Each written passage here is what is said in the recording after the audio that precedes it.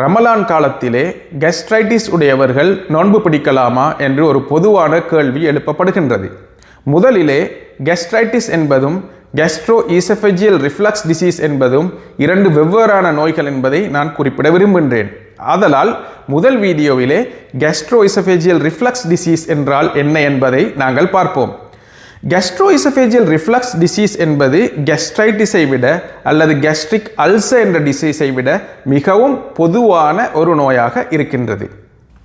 நீங்கள் உண்ணக்கூடிய உணவு உங்களுடைய களத்தின் மூலமாக இரைப்பையை அடைந்த பின்னர் அது மீண்டும் களத்தை அடைவதைத்தான் நாங்கள் கேஸ்ட்ரோ ஈசோஃபேஜியல் ரிஃப்ளக்ஸ் அல்லது ரிஃப்ளக்ஸ் என்று சொல்கின்றோம்.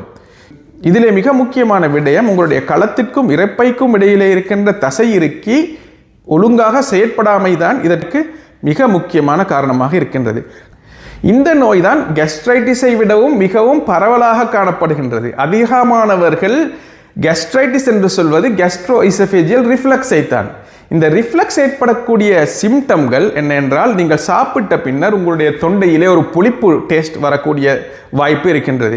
மற்றும் உங்களுக்கு அசிட் ஹார்ட் பர்ன் ஏற்படக்கூடிய வாய்ப்புகள் இருக்கின்றன. மற்றும் ஒரு டிஸ்கம்ஃபர்ட் செஸ்டிலே ஏற்படக்கூடிய சான்சஸ் இருக்கின்றன. இதை நாங்கள் எவ்வாறு தடுக்கலாம், இவர்கள் நோன்பு பிடிக்கலாமா என்பதை பார்ப்போம். முதலில் இவர்கள் நோன்பு பிடிக்க வேண்டும். நோன்பு பிடிப்பது GERD என்ற நோய்க்கு மிகவும் முக்கியமான ஒரு பரிகாரமாக இருக்கின்றது. காரணம், எங்களுடைய இரைப்பை எனக்கூடிய அந்த பையிலே அதிகமான உணவு சேரும் போது தான் அது மேலே வரக்கூடியதாக இருக்கின்றது.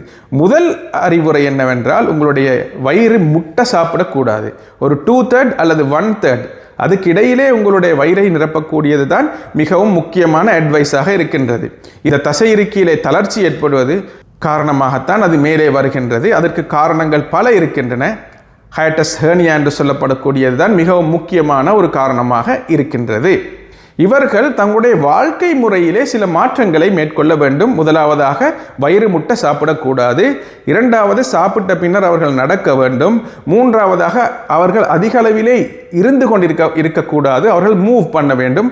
நான்காவதாக, அவர்கள் படுக்கைக்கு செல்லும் போது அவருடைய கட்டிலை கொஞ்சம் தலைப்பகுதியை தூக்கி வைத்து கொண்டு அவர்களுக்கு தாராளமாக தூங்கலாம்.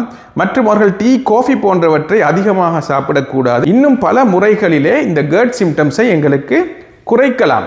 நோன்பு காலத்திலே நாங்கள் கிட்டத்தட்ட 12 முதல் 16 மணித்தியாலங்கள் பட்டினியிலே இருக்கும் பொழுது இவர்களுக்கு அந்த ரிஃப்ளக்ஸ் வரக்கூடிய சான்ஸ் குறைவு. எனவே கேஸ்ட்ரோ ஈசோஃபேஜியல் ரிஃப்ளக்ஸ் டிசீஸ் உள்ளவர்கள் நோன்பு பிடிப்பது அவர்களுக்கு சிறப்பானதாக இருக்கும்.